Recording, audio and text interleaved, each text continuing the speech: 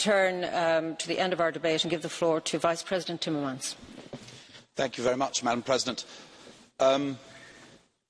Without the resilience of the British people in our darkest hour, we would probably not be sitting here. My country also is grateful for the freedom British soldiers brought to our shores. There is an unbreakable link between the United Kingdom and Europe. And whether the United Kingdom is in the European Union or not, it will be part of Europe in a way that will define our common destiny. Now, it pains me to see the United Kingdom as divided as it is today. The division caused by Brexit has a paralysing effect on British society. And I will remain eternally grateful, not just for our liberty, but also for the British teachers I had as a young lad, who taught me to love British literature, art, who taught me the British language, the English language. And this will not change, whatever happens. But I want to make one thing perfectly clear in reaction to what was said by Mr. Kamall and by Mr. Farage. I have not encountered in the Commission with Michel Barnier, nor in any of the 27 capitals, a punitive attitude in this process. Nobody wants to punish the United Kingdom for leaving the European Union.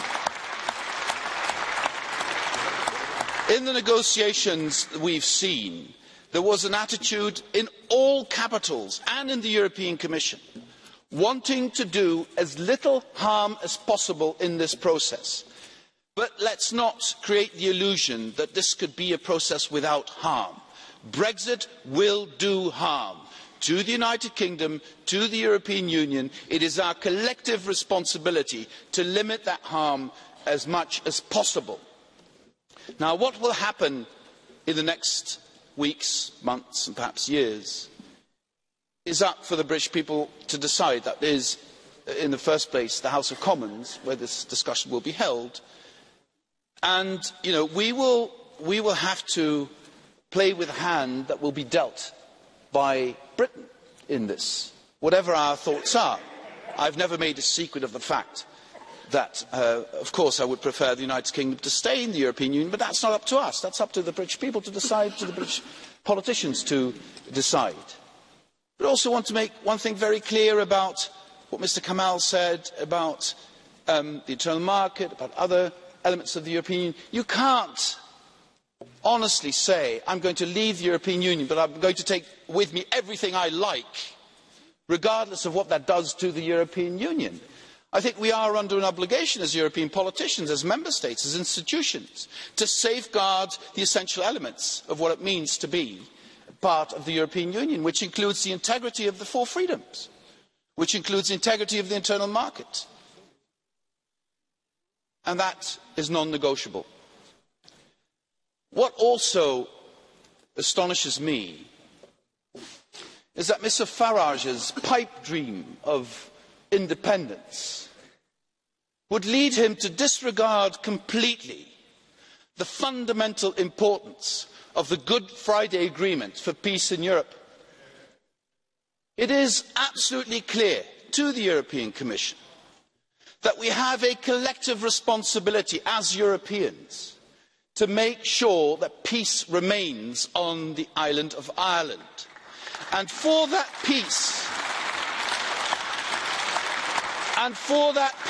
in our analysis, it is essential that there are no hard borders in Ireland.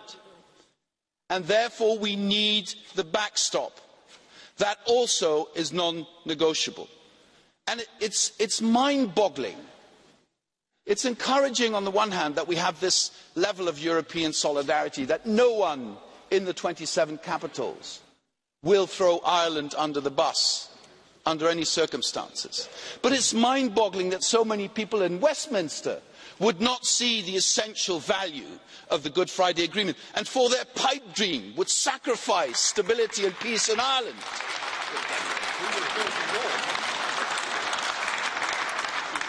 And I'm not even talking about the jobs lost, investment opportunities lost and all of that.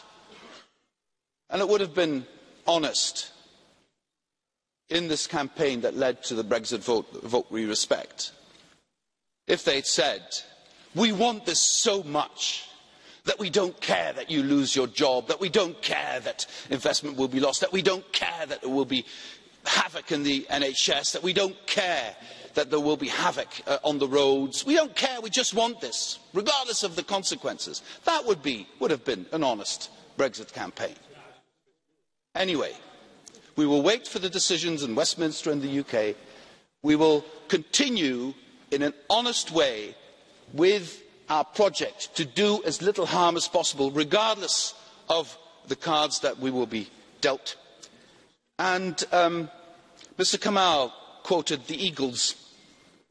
Let me stay closer to home and quote the Rolling Stones. You can't always get what you want, but if you try, sometimes you might get what you need. Thank you.